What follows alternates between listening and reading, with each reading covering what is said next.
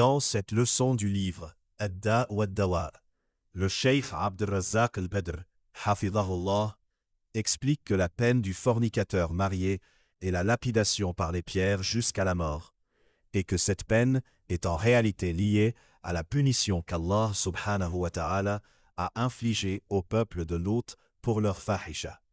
La zana et le Lot partagent la même description de fahisha, c'est-à-dire un péché au plus haut niveau de laideur, et dans chacun, il y a un fasad qui s'oppose à la sagesse d'Allah dans sa création et son ordre.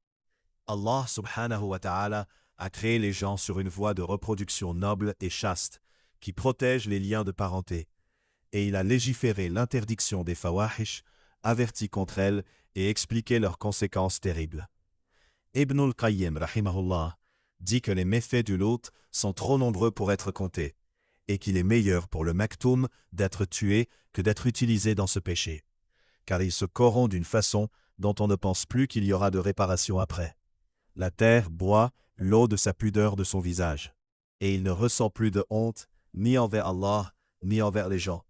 Ceux qui commettent ces fawahish ne regardent que le plaisir immédiat, et ne voient pas les dégâts profonds sur leur cœur, leur foi et leur avenir. Et cela fait partie de l'ignorance. Les savants ont discuté si le maktoum dans le Lot entre au paradis ou pas.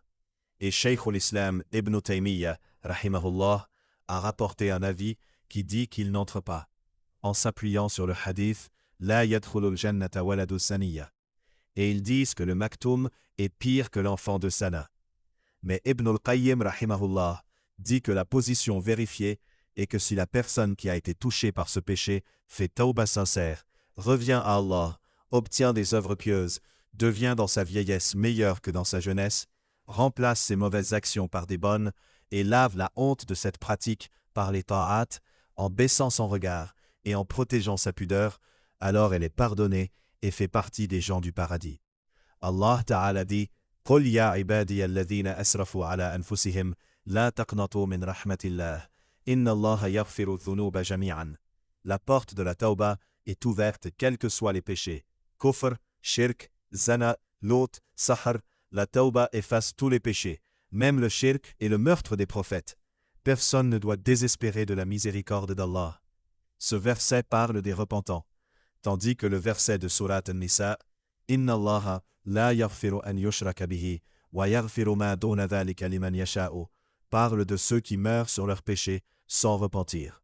Et celui dont la situation dans la vieillesse est pire que dans sa jeunesse, sans tawbah sincère, ni bonnes actions, est loin d'être aidé à la fin de sa vie pour obtenir une bonne khatima.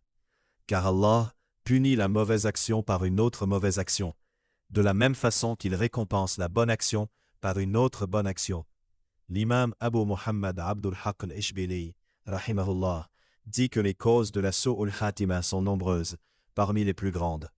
Aimer passionnément la dunya, tourner le dos à l'au-delà, et être audacieux dans les désobéissances à Allah Azza wa Jal. Il raconte que certains mots disaient, au lieu de la ilaha illallah, des mots sur leur maison, leur jardin, leur argent. Et le dernier mot d'un homme était un verset de poésie sur son amour pour une jeune fille. Kayfa at-tariqu ila hammami manjab. Les salaf rahimahullah avaient une grande crainte que leur péché devienne un voile entre eux et une bonne fin. Et Sufyan et Thawri rahimahullah a pleuré toute une nuit jusqu'au matin par crainte de la khatima, pas seulement par crainte des péchés. Il dit aussi que la su'ul khatima ne touche pas celui dont l'apparence est droite et le cœur saint. Cela n'est ni entendu ni connu, mais elle arrive à celui qui a une aqida corrompue, persiste dans les grands péchés ou est audacieux dans les actes graves. Le croyant doit craindre que ses péchés l'abandonnent à la mort et l'empêchent d'avoir une bonne khatima. Et il doit s'empresser à la tawbah sincère, au travail pieux et à l'abandon de l'obstination dans les péchés, pour que Allah subhanahu wa ta'ala lui accorde une hasanul khatima.